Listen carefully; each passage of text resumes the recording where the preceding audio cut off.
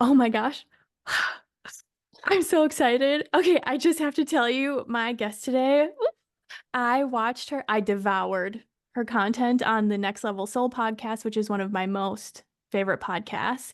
And her energy felt so clear and bright to me that I ran, not just sat, I ran to her website and I was like, how can I work with her? Tell me more about her. Like, tell me about this gifted woman. And so then I had this inspiration to be like, maybe she would want to be on my podcast. And she said yes. So I am so excited today to bring you Genevieve Taeger. She is a best-selling author. She is a channeler and a soul purpose coach. She channels powerful healing and wisdom teachings from the goddesses and the benevolent realm. So thank you seriously so much for being here. I first wanted to dive in because you had shared with me that when you were 16, you started receiving visitations and initiations and divine guidance from ascended masters, angels, goddesses, and the benevolent realm. Like when you were in that and they just started visiting you, who were some of the first beings that you met, and did your nervous system freak out? Nice to have you here. Thank you for inviting me, and you make me sound like some famous movie star. Stars, yes. So surprisingly enough, it felt normal. I carry an innocence to me, and I still do, which is actually fairly surprising given that I've had quite a few years here now on Earth. But I always had that innocence. And the first one that came to me was Mother Mary. She showed up in my room. And so this was the great thing about that was that I was actually doing my hair. So it's not like I was in some kind of state or anything like that. But the other thing is, like, so I was either 15 or 16, somewhere around there. I'm just thinking about my hairdo, what it was like. And it was a time where it was kind of, the Farrah Fawcett look. And so you'd curl it a certain way and have that fluffy wave look kind of thing. So when she came to me, I felt like it was normal. And the interesting thing about it was that I didn't even know anything about Mother Mary because I had never read the Bible. I remember I did go to Bible study for fun with my girlfriend because she wanted me to go, but I mean, I didn't even know what we were reading. But she showed up. And then some ones that showed up after that were Goddess Isis. And who is the other? I'm trying to think. It's Goddess Isis, Mother Mary, another woman. For some reason, she's not showing up. I'll tell you if she comes up. And then it started with a bunch of different ascended masters. But the other ones showed up in my sleep. When you met them, did you experience them as visions in your mind's eye? Did you see them with your physical eyes? Did you hear them? Yeah. So when Mother Mary came, I didn't see her. I felt this energy enter my room. And like I was like a normal kid, like everyone else. I was just going to school, playing in the band, going to the gym, competing in, physical activities kind of thing, and just living normal life. I mean, my parents were meditators. They often talked about that, but they never would talk about this kind of stuff. And so, what was the question you asked? Because it's leaning to that. Yeah. Did you experience them as internal visions or Right. voices? So she showed up just as a presence. And in that presence, I felt this energy. And in my mind's eye, I saw like it's not like a vivid image.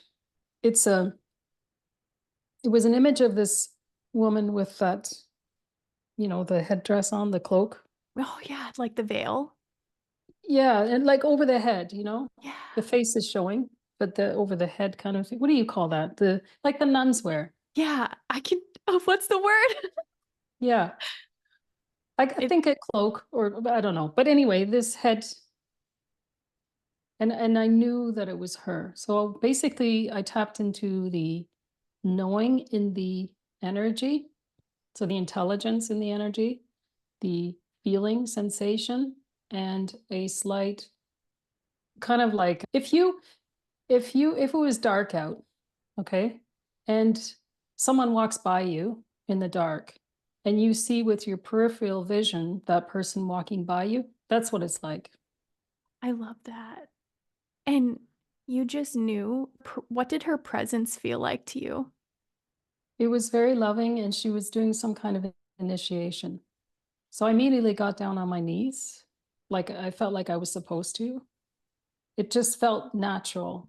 It was like kind of like that feeling like if some uh, sacred person would show up in your life, it's that feeling like you just want to get down on your knees in gratitude, even though I didn't even know her, but I was in gratitude. Like reverence and respect and Yeah, love. Totally. Do yeah. you, I was reading about how one of the purposes or the missions that you're bringing through is connecting people to, the sacred feminine and the goddess within, and how we all have that. Do you feel like you had a soul contract with these incredible feminine energies in order to bring that through? And then it just, we'll talk about it later, but then it took you around 50 to decide to quit your job, which is, I'm so pumped to talk to you about. But do you feel like these beings come to you because you have a soul contract? I love that you're bringing it up, and it's kind of strange that you're bringing that up, to be honest with you. So I'm getting these strong, strong messages over the past few weeks exactly about that, what you're talking about. And I literally picked up the medical medium book, and he's sharing his story that he was basically chosen at 4, and he just started getting all this information. And I knew that that was a strong message for me. And I do feel like, yeah, it's my path. Obviously, I knew that before I came here. But when you're here, you don't really quite realize it. What I do feel like is I've been prepared for many years for this time. And I believe that it happened at this time because people weren't ready yet back then. And I think I needed to learn some hard lessons first. The human experience, right? Like the embodied Yeah. wisdom that you get to bring forth on your journey, especially like 16 is young, right? But throughout this process of you becoming more and more and more aligned with your authenticity and what you're bringing through to the planet and humans, we're so lucky. Have you encountered any lower vibrational beings or any darker beings, or has it all been pure light beings because of your intention? Yeah, great question. So the way that I'm being told is that everything works on vibration. And if you could imagine right now in the physical world, we're in the three-dimensional world. So with our physical eyes, it's very rare that we can actually see a etheric being with our physical eyes. And it's only because we're on another dimension than that being. Now, if we shift our consciousness to the etheric world, to be able to tap into the all-knowing, the spiritual part of ourselves, then what we're doing was we're shifting our vibration and we're entering other dimensions. And so this is why we can also see auras and energetic beings with our eyes open if we're in that state. So the thing here is to understand that lower vibrational beings, let's just say lost souls that are no longer living in a human form, they're vibrating at a certain frequency range, and they cannot see us if our vibration is a higher frequency. And the way to have a higher frequency is to align with divine truth. So when you align with the knowing that you are almighty, that you are one in the pool of the divine, that you are pure love, then that is a much higher frequency, and you immediately ascend into higher benevolent realms. However, if you are thinking, life is so tough, I hate myself, life sucks, why is life so hard, and so forth, and you're in this continual negative spiral, then what happens is you're in a frequency range that is visible to those lost souls who are also in that frequency range. So the key thing here is there's an illusion of thinking, oh, you got to protect yourself.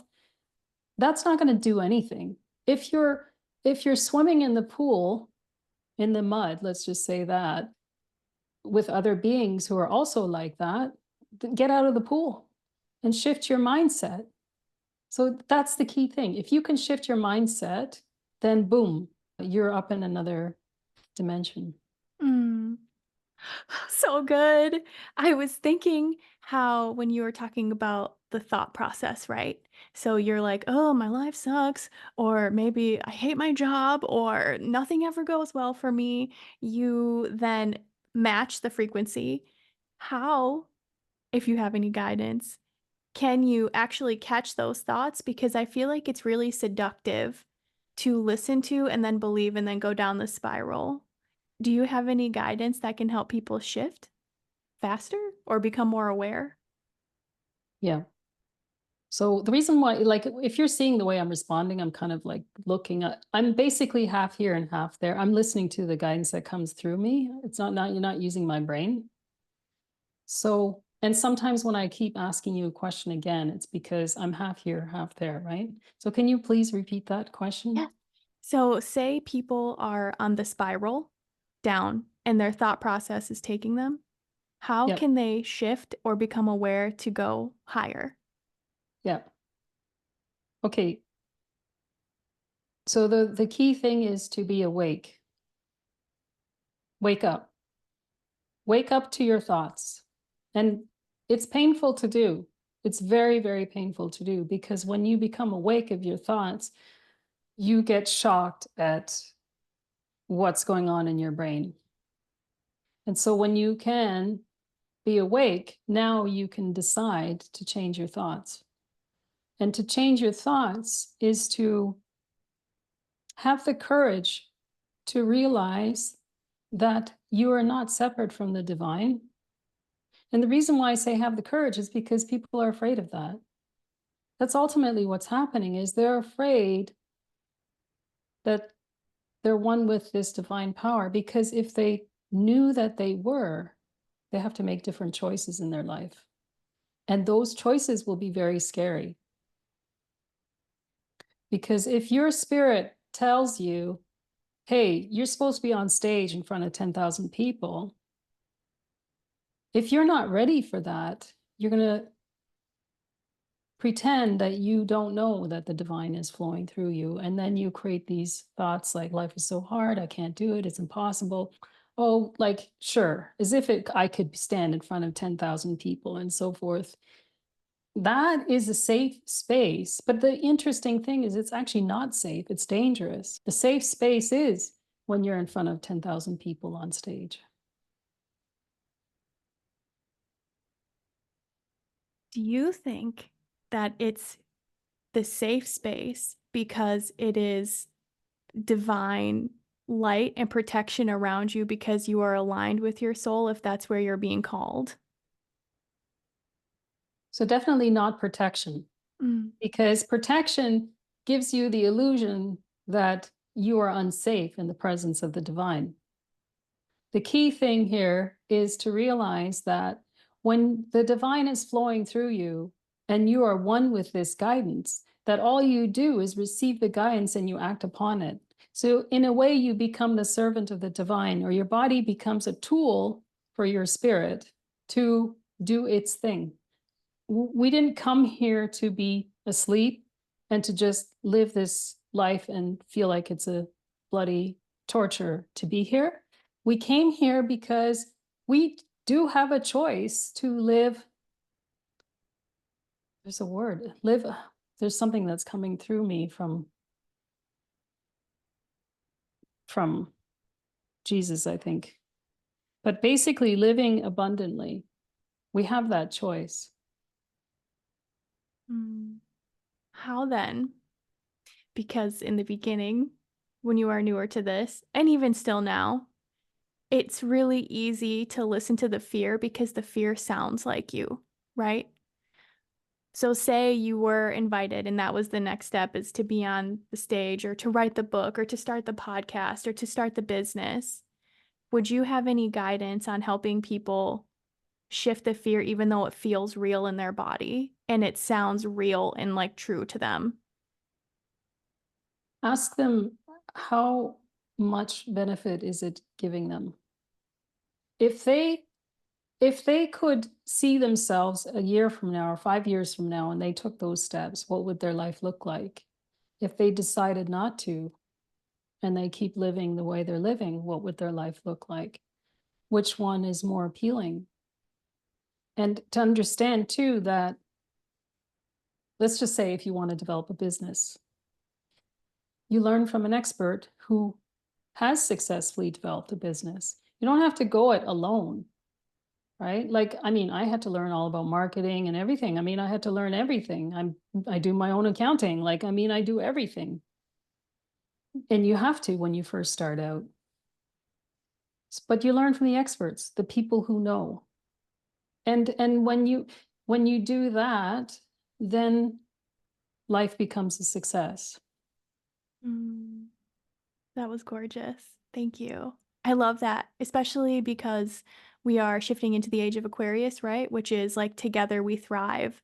And for you to be able to see someone who has walked the journey and they didn't die doing it, right? And they weren't outcasted and shunned and all of our core subconscious fears, right? So finding someone who you resonate with, if you were to start this journey over again and you knew, oh, finding a mentor who resonates is key, would you have any guidance on what that would feel like or look like? How can someone find someone they resonate with? So the key thing here is tricky, is to understand that you don't find them, they find you.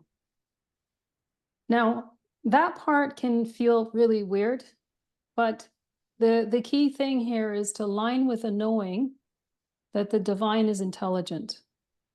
And since it's intelligent, it knows how to give you the particular person that will lead you to that particular result that you feel like you're supposed to do.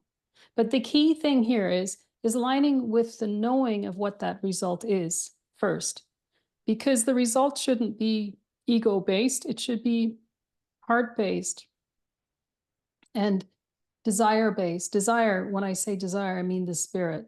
Your spirit has a desire for you here. And if you follow that desire, if you feel like, I just know I'm supposed to do this, I don't know how, but then you say, but I know that the divine knows how because it is intelligent. We know that in quantum mechanics, that there's intelligence in this field. And so, and when the observer looks at like a photon, it changes. So the thing is, what we need to do is focus on the knowing that the divine will provide the guidance to get to this end result because it's almighty, it knows. And so then you say, I know that no matter what, it's going to happen because I know I'm supposed to do this because my spirit is showing me that I'm supposed to do it. So I'm just going to be shown that this is what's happening. Mm.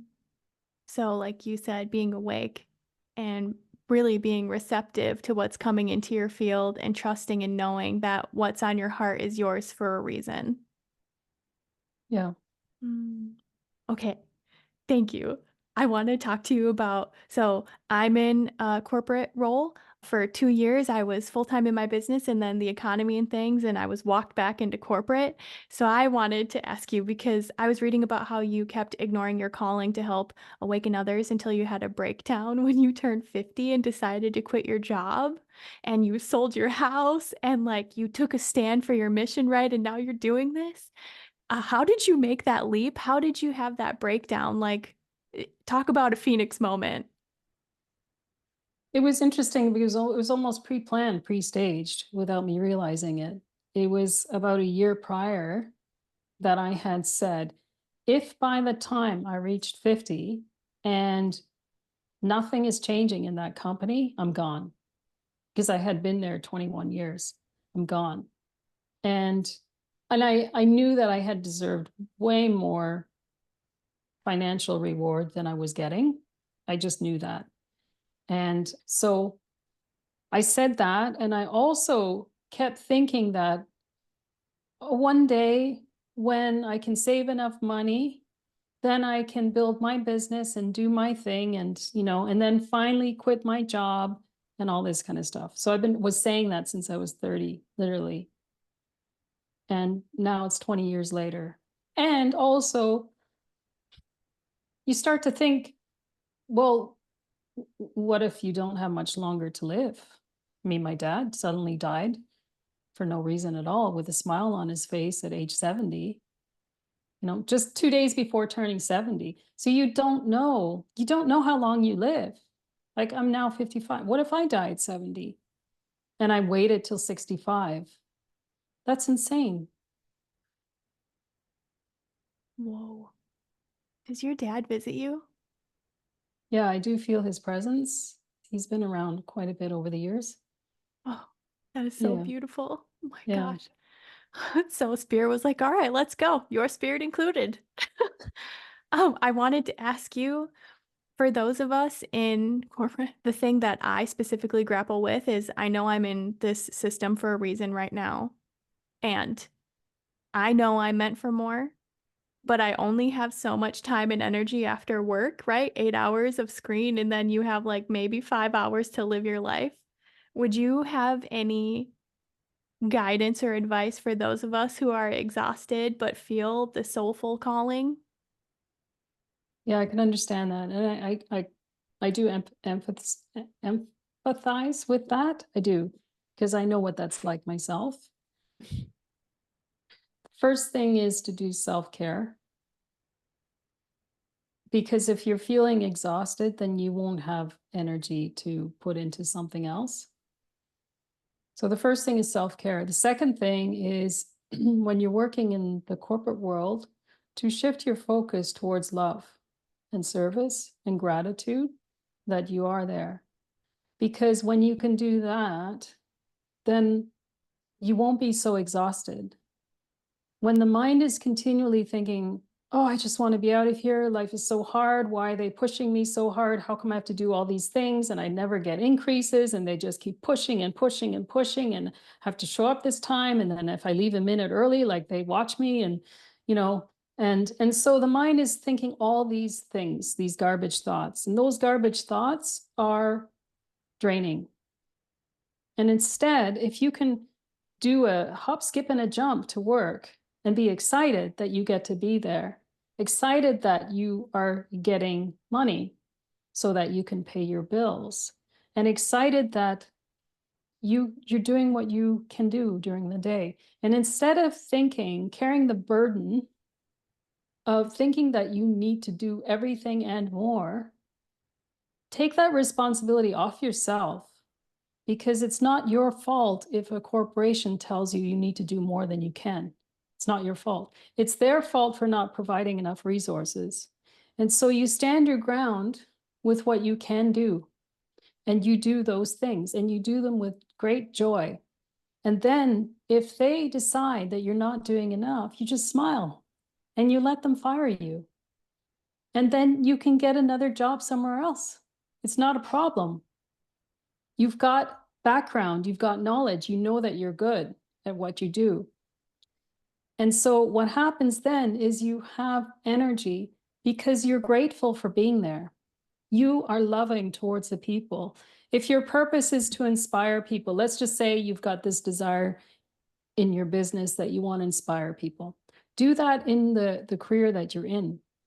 Inspire people and be that vessel that you're meant to be, so that every day is a grateful day. And then when you come home on a weekend, you'll have more energy on the weekend to work towards building this business. And maybe at some point you can work part-time somewhere and build a business.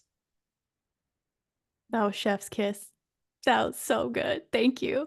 When you were talking, I'm like, oh yeah, because you're expanding in higher level frequency emotions and thought processes instead of being depleted down to this like you said, the garbage. Like that, what do you reach at the garbage? The bottom of the pail, right? You can only go so far versus expanding into love and gratitude and that especially when you're like, oh yeah, you could just smile and get fired. And I can hear people being like, do you know how hard the market is, Genevieve?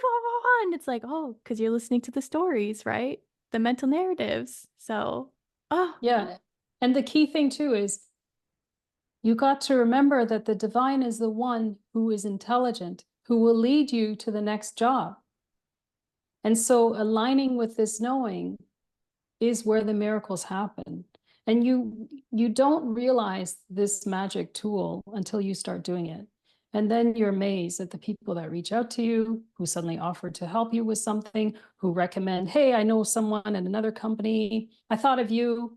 Do you think you'd be interested in this place? The miracles are happen frequently. It's shocking, actually. in the best ways because spirit loves surprises, right? Yeah. Oh, that is so beautiful.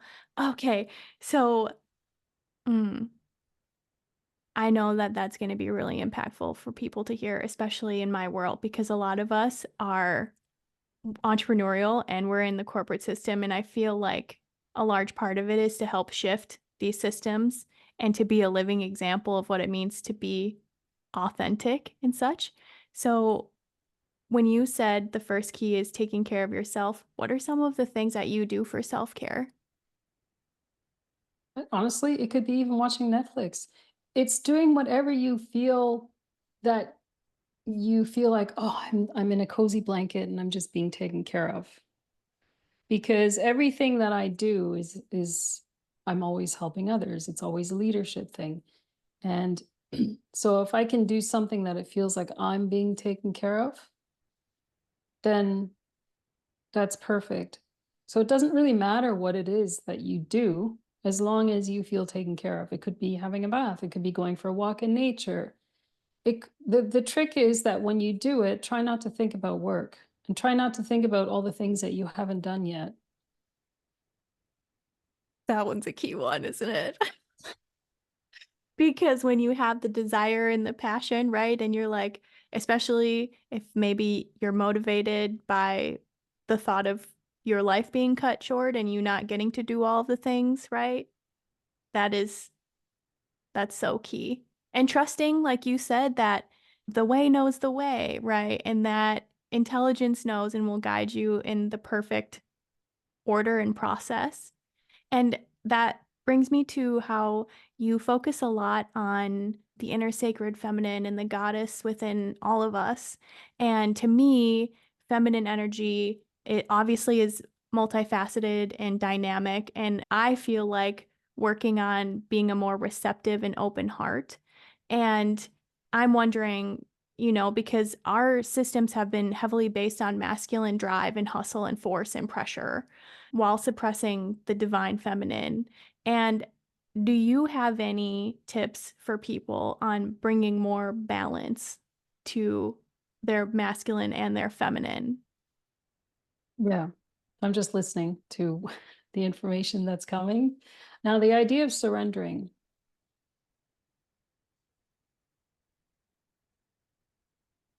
So surrendering is not a fear-based concept where you're stripping yourself naked and someone's going to now torture you. That's the way most people think surrendering is. That's how their body responds, right? So the idea is when we have been in so much active mode, I mean, we are great in the masculine energy. We can do, do, do, do, do. But if we're doing without listening to what we are being called to do, then we're endlessly doing things that are useless. Kind of the visual I'm getting is the cleaning person came and cleaned the house, and then you decide you've got nothing nothing to do, so you may as well clean the house. And there's no sense in this. And this is what I'm being shown, is that this is how people are operating. They're endlessly doing things to keep busy, thinking that they're accomplishing something. But the trick is to surrender and feel what it is that you are supposed to do, rather than thinking that okay, so if I want to do a business, then I think I must do this and this and this and this to have something. And create a good example is when people learn some energy modality or something like that, or coaching, they want to offer sessions. That is useless, because what you're doing is just doing. The key thing is, ask your spirit, what impact are you supposed to make in the world for others? What vessel are you, how are you supposed to use your vessel? And you wait and hear. So you use the feminine energy to receiving. And when you receive, then you can create with your femininity, because creation is the feminine. Once you create, then you invoke the masculine to actually do those things. So the trick here is to not think that in order to have success, you must do things a certain way. Guaranteed you will fail. And you will drive yourself down to what's the saying? But, basically you'll be exhausted. And you default into the masculine by doing that. So that the key thing here is to be guided by the Holy Spirit, to get in touch again and receive. And then have the courage to create those things. And that can be scary for people. Yeah. Because you're being invited to expand into your true, authentic being, right? And why you're here. When you're talking, I had this thought. I heard a quote, I think by Oprah, where she says, "Ask out loud, what is the dream that my creation has for me?" And I started seeing, like you talked about being awake, right? I started seeing patterns of people telling me how much they love my voice on random things. And I was like, oh. And I just wanted to drop that there so it could help people see. Spirit is so funny. Like they will let you know. And those were more subtle messages, right? I had to be aware enough to pull through patterns. So thank you for that, especially around surrendering. And you have a book actually that's called Heal and Awaken the Goddess Within, where you channel 22 teachings, initiations, and activations from the goddesses of the benevolent realm to assist you in awakening to your purpose. Can you tell me what the benevolent realm is? Is that heaven? Heaven is here. The benevolent realm is the beings that are always connected to the divine, the beings who know where the divine is. So their purpose is to always inspire us to move towards the divine and to move us on our path. So they can be ascended masters, they can be beings that were created who have never lived in a form, such as the goddesses and the quote gods. I mean, I wish there were better names for these, but these beings.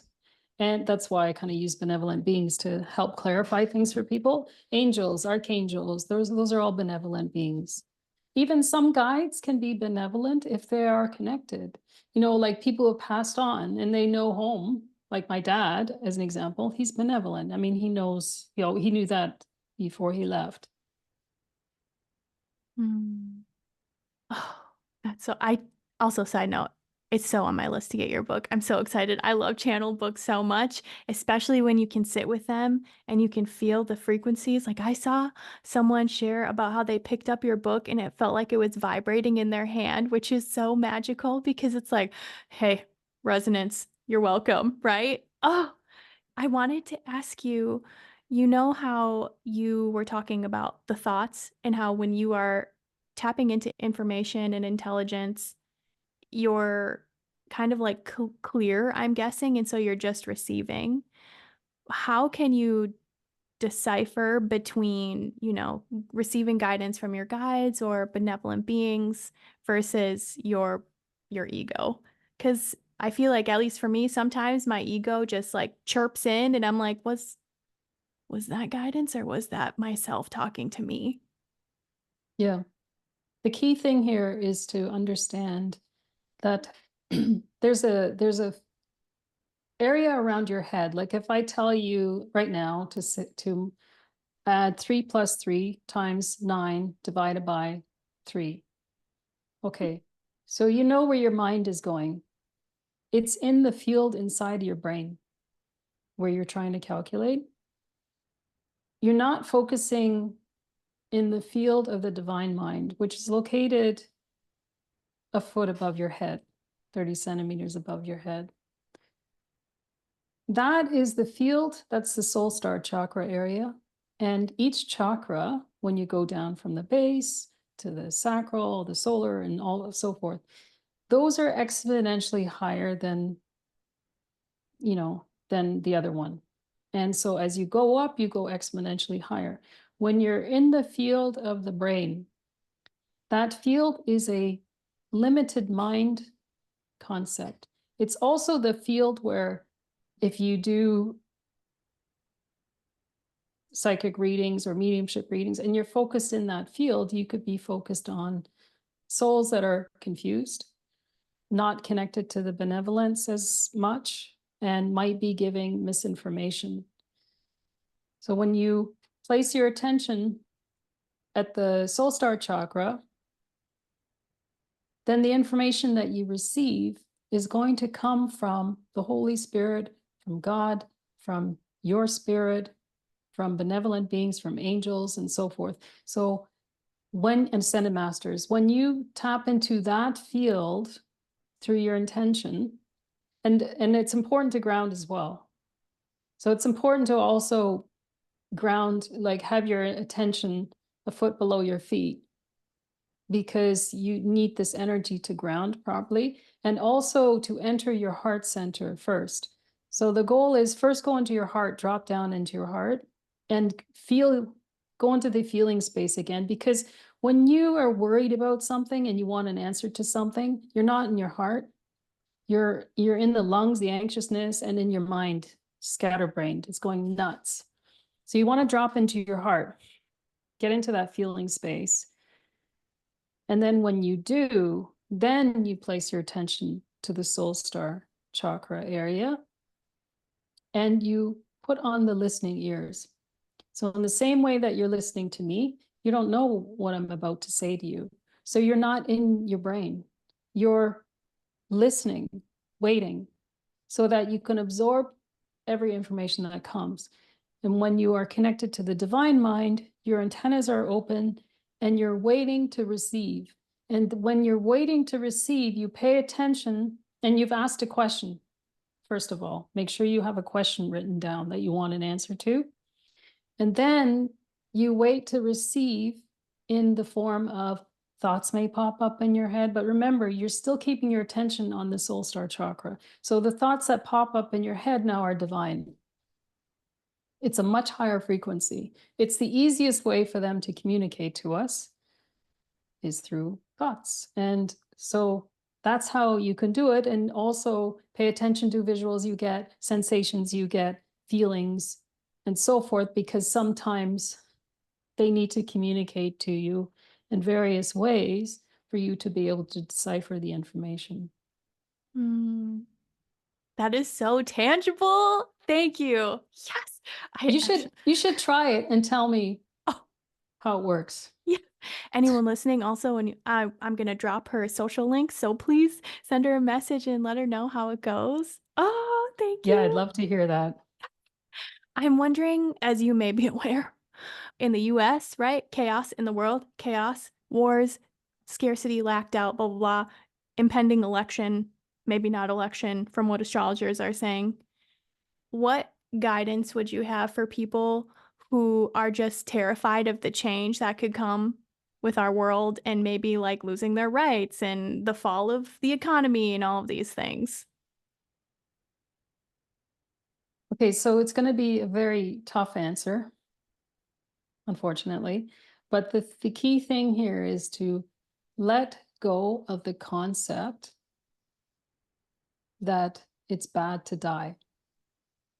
Okay, I'm going really like, because what's happening is we're afraid of physical torture, obviously. I mean, our bodies are designed to react and self-defend. I mean, we could kill. We're designed to do that. If there's an animal trying to kill us, and we're designed to kill it, and same as someone else is trying to do that to us. But the key thing, It's true. the, so the key thing here is to first understand that to realize that your body is temporary and that you are permanent, that this lifespan here in this body is so short, and you continue on in so many other bodies, so many other forms, in different planets. This is just a vehicle. And when you cannot associate it to this, and I know it's not easy to do, and to let go and to know that all is well no matter what. And I know, I mean, I understand. No one wants to experience torture. No one wants to experience suppression. I mean, when I went through the epidemic thing and all that, like I had moments, I mean, I'm human. I had moments where I was pretty angry.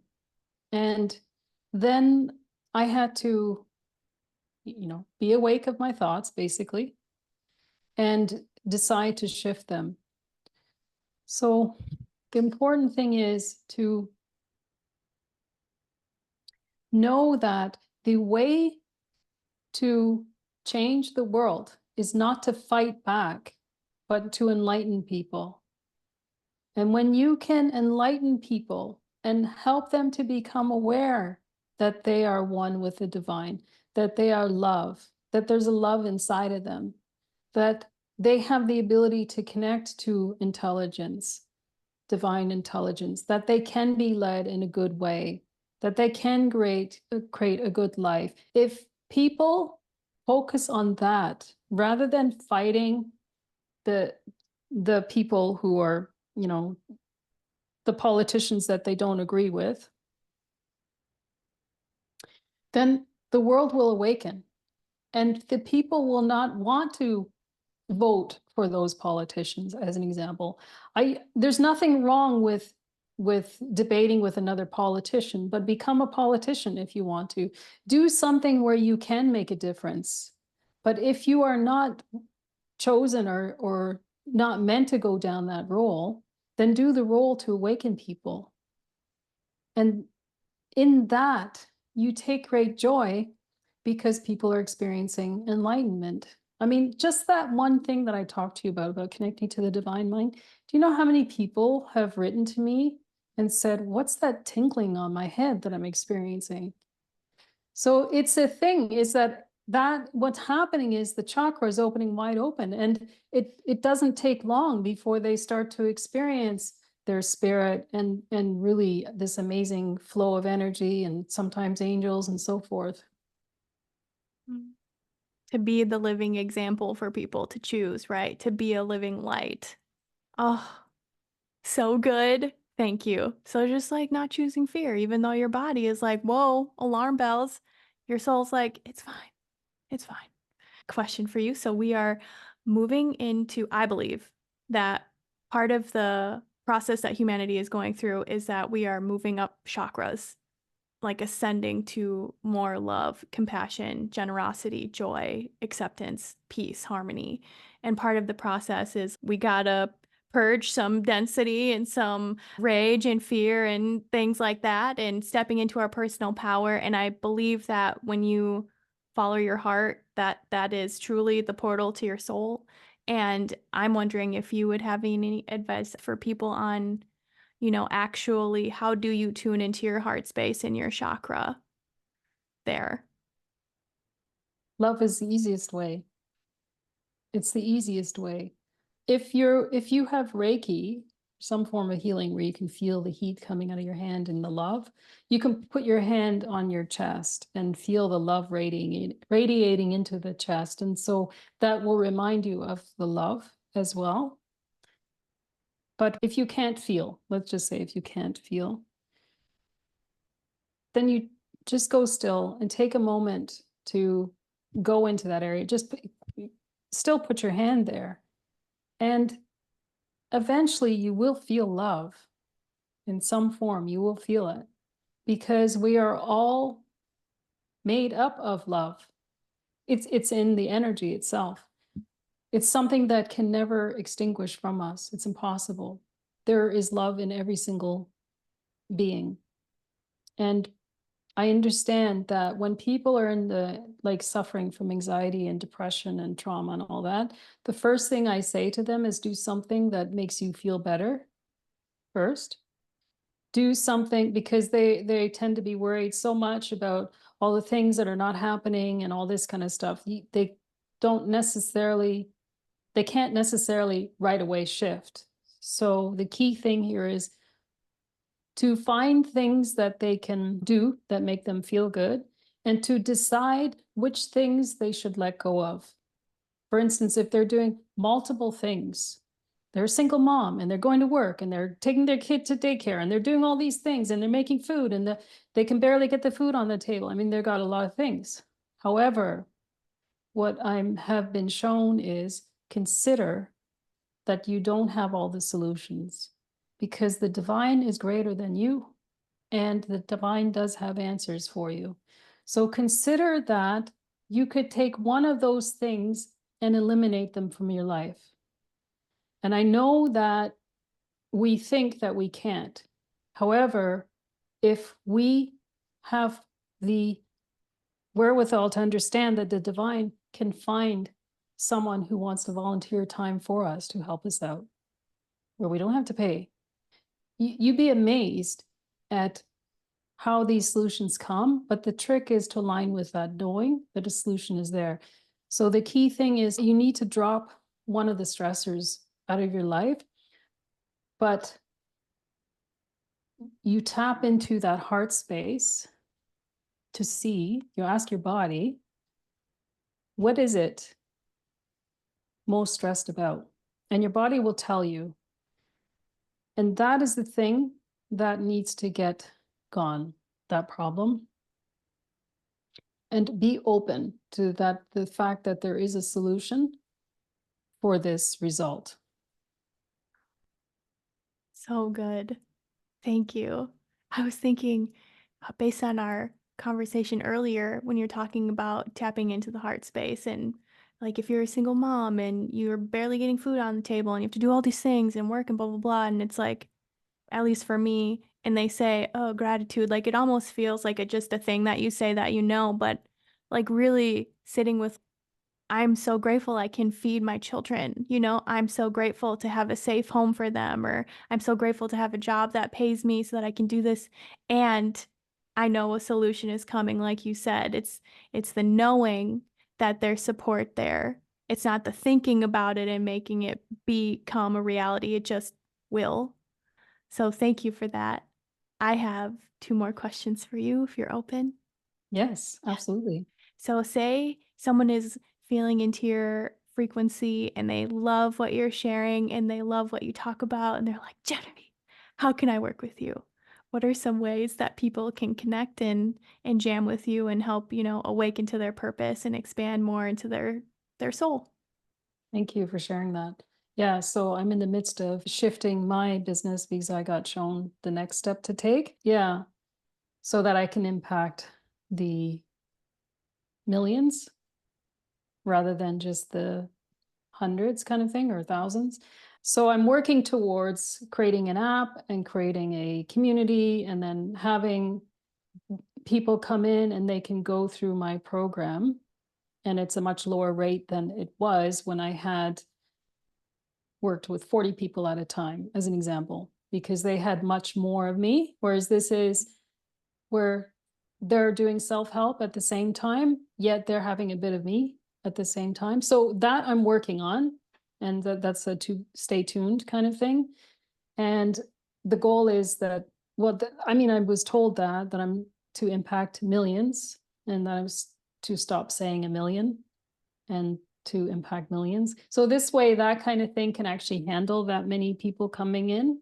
The other thing I do is I do one-on-one, a channeled empowerment session, but that's upon request, upon application, because it's quite an investment. But the key thing is that it's to do some goal planning for the coming year, and to not rely on, some ascended masters and all that to tell them what their future is. That's not what it's about.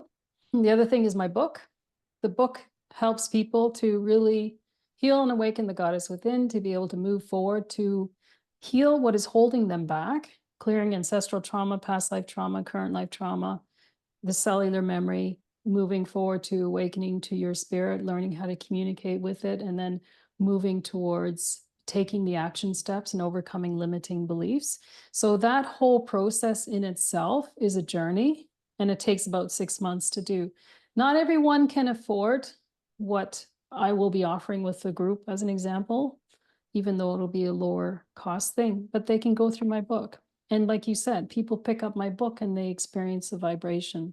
I've heard that quite a few times from people. And I was told that that would happen when I was writing the book. And I remember thinking at the time, okay, that's a bit nuts. I don't know. That can't be true, right? And I thought, just trust it, Genevieve. Just trust it. And sure enough, people are experiencing that. So and then I teach Reiki as well, because I feel like everyone needs Reiki. And I will be teaching channeling, and the journey will continue. But you can jump in now, baby. Yeah. Oh, okay, perfect. Like I said, I will drop ways to contact her, connect with her, to buy her book, all those wonderful things. So, my last question for you that I ask everyone is, when you are feeling good and ready, what is alive in your heart today? You're alive in my heart today.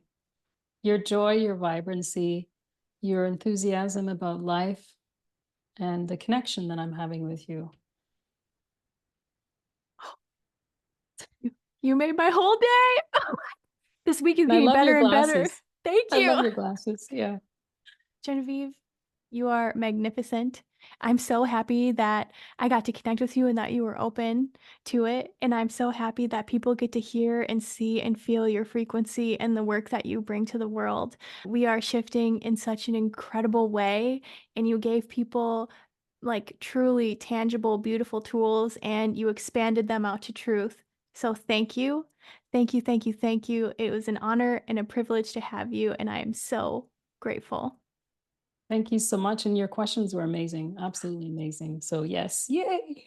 Thank you.